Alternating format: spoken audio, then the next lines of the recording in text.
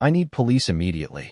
This man is aggressive. He's blocking legal community access, and he's harassing paying members of our association. Send a unit now. I stood there, phone in hand, watching my neighbor scream into her cell phone, calling the cops on me for kicking strangers off my own land. She was standing in the middle of my driveway, chest heaving, clipboard clutched like a shield, absolutely radiating that specific brand of terrifying confidence that only comes from someone who has never been told no in their entire adult life. She was so certain she was right.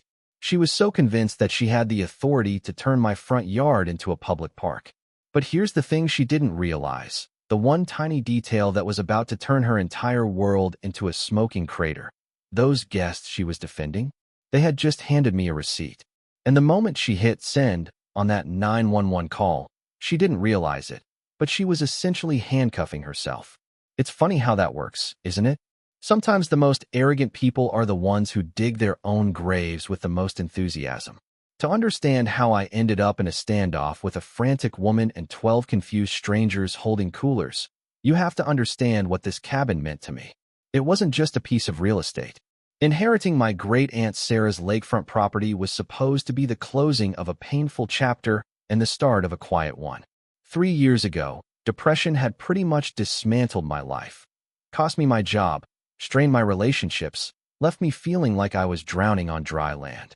This cabin was the only place where the noise in my head stopped. It was where I learned to breathe again. And Sarah knew that. She left it to me because she knew I needed it. But she also left me a warning. Her final voicemail, which I still have saved on my phone, was heartbreaking. Her voice was shaky, sounding so small and tired, saying, "Alex, honey, that Peggy woman came by again about the path. She won't leave me alone. I'm just so tired of fighting her. I just want peace." That voicemail haunted me. It made me realize that this wasn't just about property lines. It was about protecting the memory of the woman who saved me. So when I packed up my truck and drove 3 hours north to move in, I wasn't just looking for a vacation home. I was looking for a sanctuary. But life has a funny way of punching you in the gut right when you take a deep breath. I hadn't even finished unloading the first box from my truck when she appeared. It was like she had a radar for new victims. 1 minute the driveway was empty. The next, she was there, Margaret Peggy Thornfield. She looked exactly like you'd expect. Pristine landscaping clothes that had never seen dirt, a smile that was all teeth and no warmth, and that inevitable clipboard. "Welcome to the neighborhood," she said, extending a hand. "I'm Margaret, but everyone calls me Peggy. I've been the neighborhood association president for the last 4 years. Your dear Aunt Sarah was very accommodating about our community arrangements." The way she said accommodating made my skin crawl. It sounded less like a compliment and more like an admission of guilt. She pulled out a hand-drawn map from her clipboard, tapping a dotted line that cut straight through my side yard, right down to the water. "This here is the community access path," she explained, her tone breezy and matter-of-fact. "Everyone uses it. It's much more convenient than the public access point, which is a dreadful hike through the woods. We count on our lakefront owners to be team players." There was a warning in her voice, subtle but sharp, like a razor blade hidden in a candy apple. She gestured to her car, which had a laminated sign on the dashboard that read, "Association Official." It looked legitimate enough. I was tired, I was new, and I had spent years in corporate politics where you learn to nod, smile, and verify later. So I played dumb.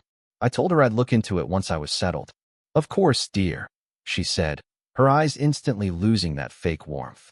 "Just remember, property values rely on harmony. We've had to take strong action against residents who don't fit in." She drove away, and I was left standing there with a pit in my stomach. Strong action? Against my 80-year-old aunt? The red flags were already waving, but I didn't know I was stepping into a war zone. The first week was a nightmare. That community path saw more traffic than a highway rest stop. I'm talking cars with out-of-state plates pulling up, people unloading kayaks, coolers, beach chairs, boomboxes. They walked through my yard like I was invisible. When I waved or tried to say hello, they looked through me or gave me a quick, dismissive nod. I tried to talk to my neighbors, but it was like walking into a town with a dark secret. Mrs. Martinez, the sweet elderly lady next door, practically jumped out of her skin when I mentioned Peggy's name. She looked over her shoulder, whispered, "Just be careful," and retreated into her house like she was afraid of being seen talking to me. The young couple down the street suddenly found very interesting things to look at on the ground whenever I walked by. I decided to play detective. I figured if I could document the trespassing, I could go to the actual authorities. But let me tell you, watching crime dramas does not prepare you for real surveillance. I set up a camera in a tree, thinking I was being slick, and spent 3 days reviewing high-definition footage of a squirrel eating a pine cone because I aimed it too high. I tried to research property law online and ended up drowning in terms like prescriptive easement and adverse possession until my brain felt like it was melting. I was failing. I was exhausted. And Peggy knew it. She started the psychological warfare. First came the violation notices. 3 in 5 days. One for my mailbox being 6 inches too close to the road. One for my grass being non-compliant height.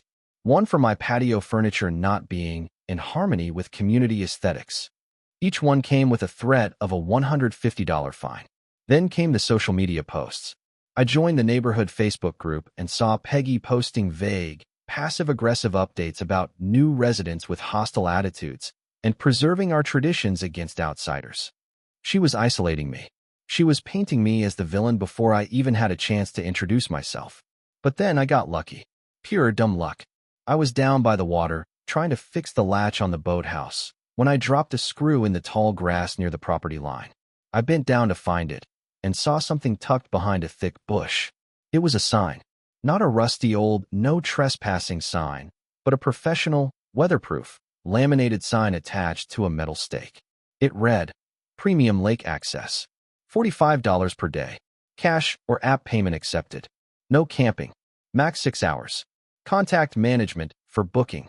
It had a QR code. It had Peggy's phone number. My blood ran cold. This wasn't a community tradition. This wasn't neighbors taking a shortcut. This was a business. She was running a toll road through my front yard. I pulled out my phone and scanned the QR code. It took me to a third-party rental site, not Airbnb, but something more obscure, geared towards private outdoor experiences. And there it was. My cabin. My shoreline. Listed as exclusive private lakefront, the hidden gem. There were photos of my dock. Photos of my aunt's garden. Reviews from people raving about this secluded location and the professional management. One review said, Peggy is amazing. So much better than the public beach. Worth every penny of the $60 weekend rate. $60? The sign said $45. She was using dynamic pricing. She was running a commercial enterprise on my deeded land. I wanted to march over to her house and scream. I wanted to rip the sign out of the ground and throw it through her window. But then I remembered Mrs. Martinez's fear. I remembered Aunt Sarah's tired voice. If I went in hot, Peggy would just claim it was a misunderstanding, hide the signs, and gaslight the whole neighborhood. I needed undeniable proof. I needed to catch her red-handed. I went back to Amazon and bought better cameras. I spent a weekend watching YouTube tutorials on surveillance angles. I set up a perimeter that would make the Secret Service proud. Audio, video, 4K resolution, hidden in birdhouses and fake rocks. And then, I waited. It didn't take long. 2 days later, my audio camera near the bushes picked up Peggy's voice. She was standing right on the edge of my property, talking on her cell phone. Yes, the weekend rate is higher. It's supply and demand. No, don't park on the street. Park in the driveway. The owner isn't there during the day. Just tell anyone who asks that you're visiting the community park. I made $400 last week alone. These city people will pay anything for a little exclusivity. Gotcha. I had the confession. I had the listing. I had the sign. But I needed one more thing. I needed the smoking gun. I needed her to enforce her business in front of a witness. That opportunity rolled up on a Saturday morning in the form of a 12-passenger van. I was drinking coffee on the deck when they arrived. A literal squad of people. 12 of them. They started unloading professional catering equipment, tables, massive coolers, a generator. This wasn't a quick dip in the lake. This was a corporate retreat or a family reunion. They began setting up right on my lawn, hammering stakes into my grass for a volleyball net. I walked down there, phone in my pocket recording audio. Excuse me, I said, keeping my voice calm. I think there's a misunderstanding. This is private property. The group leader, a woman wearing a Smith family reunion t-shirt, looked at me like I was the help. What are you talking about? We booked this 2 months ago. We paid Margaret. You paid Margaret? I asked. Yes. Another guy chimed in, waving a printed email. $55 a head. She said this is the premium community access point. We have the receipt right here. $55 a head. 12 people. That's $660. She made nearly $700 to let strangers trash my yard. I'm sorry, I said, raising my voice so the whole group could hear. Margaret doesn't own this land. I do. And she has no right to charge you a dime.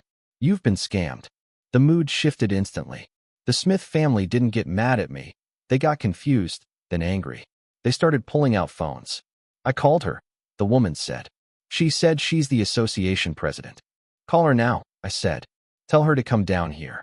Peggy arrived in 8 minutes. I timed it. She pulled up in her sedan, slammed the door, and marched over with that clipboard like she was storming a beach. But she wasn't coming to apologize. She was coming to crush me. She ignored me completely and went straight to the family. I am so sorry, she gushed, putting on a masterclass performance. This resident is new and very hostile. He doesn't understand our community traditions. Please, ignore him. You have every right to be here. Then she turned to me, phone out, recording. Alex, you are harassing paying community members. You are blocking access.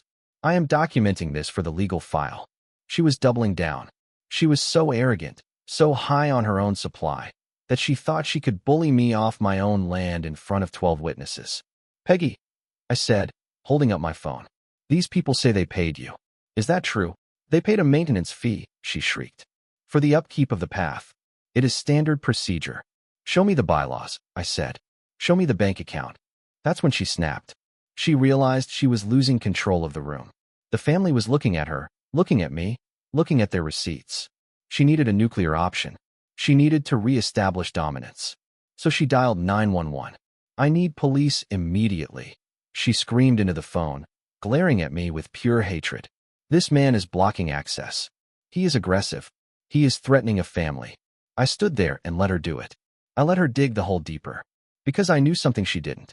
I knew who was coming. Officer Reynolds is a legend in this town. He's been on the force for 20 years. He has zero patience for nonsense. And he knows every inch of this county. When his cruiser rolled up, Peggy practically threw herself at the car. Officer. Thank God, she wailed. This man is out of control. Reynolds stepped out, adjusted his belt, and looked at the scene. He saw the tent, the generator, the confused family, and me standing calmly on my porch. Okay, Reynolds said, his voice flat. Who's in charge here? I am, Peggy announced, puffing up her chest.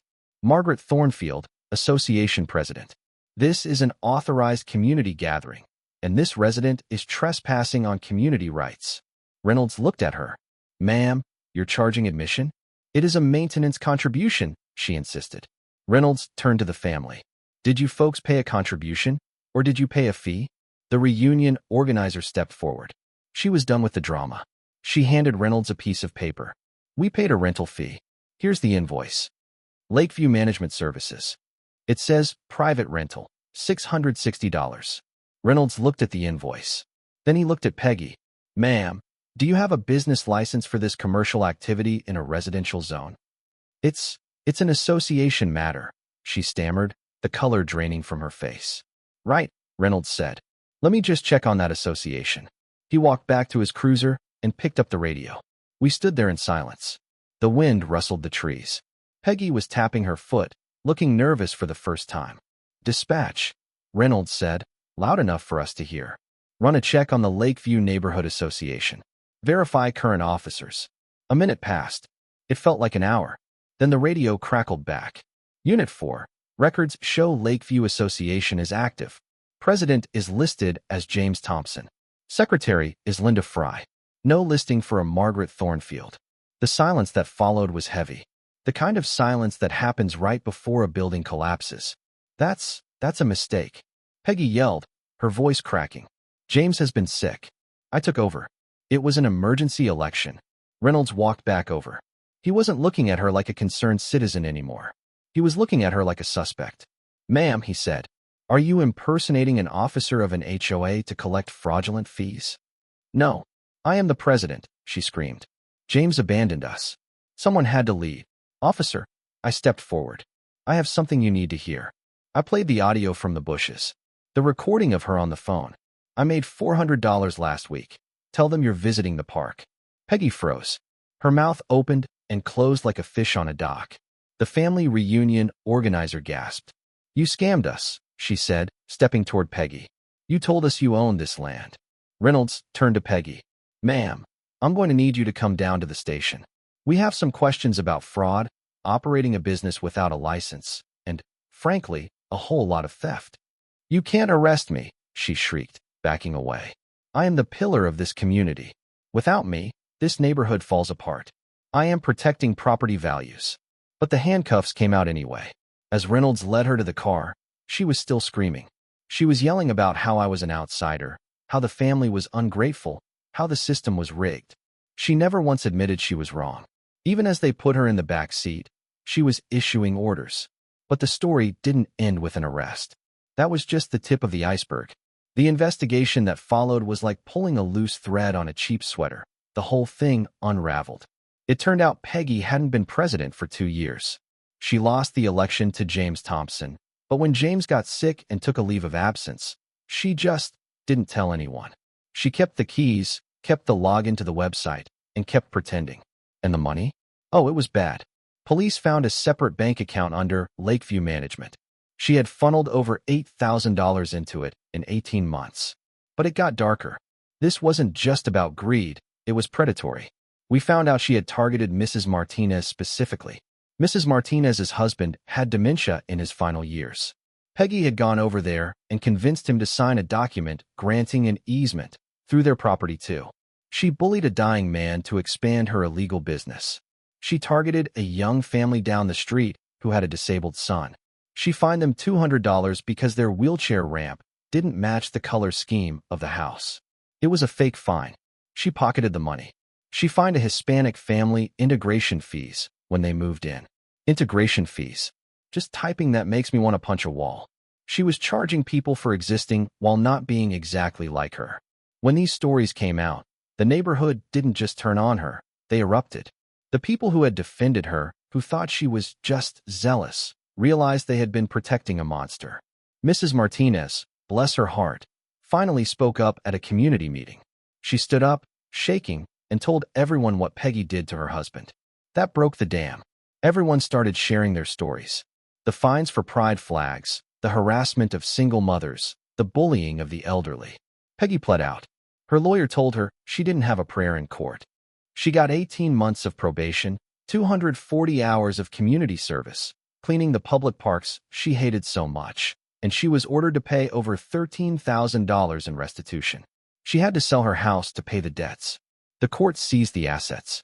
And here's the poetic justice. The day she moved out, she had to drive past my cabin. I was outside, fixing the fence. She slowed down, looking at me. I didn't flip her off. I didn't yell. I just waved.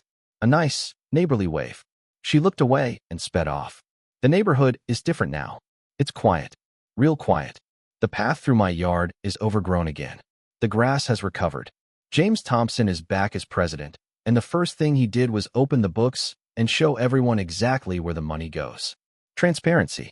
It's amazing what it does for a community. My cabin is finally what Aunt Sarah wanted it to be. A sanctuary. I sit on the dock now, watching the sun go down, and I don't hear cars, I don't hear screaming. I just hear the water. But I learned something important. We tend to assume that people in charge, people with clipboards and confidence, know what they're doing. We assume they have the right to tell us what to do. But sometimes, the person shouting the loudest is just a con artist with a laminating machine.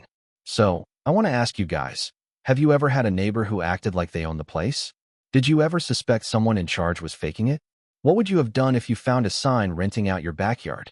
Let me know in the comments. And if this story got your blood pressure up, hit that like button. It helps the channel, and it helps warn people about the Peggys of the world. Don't let them win. Verify everything. Trust your gut. And never, ever let someone steal your peace. Thanks for watching, guys. Stay safe out there.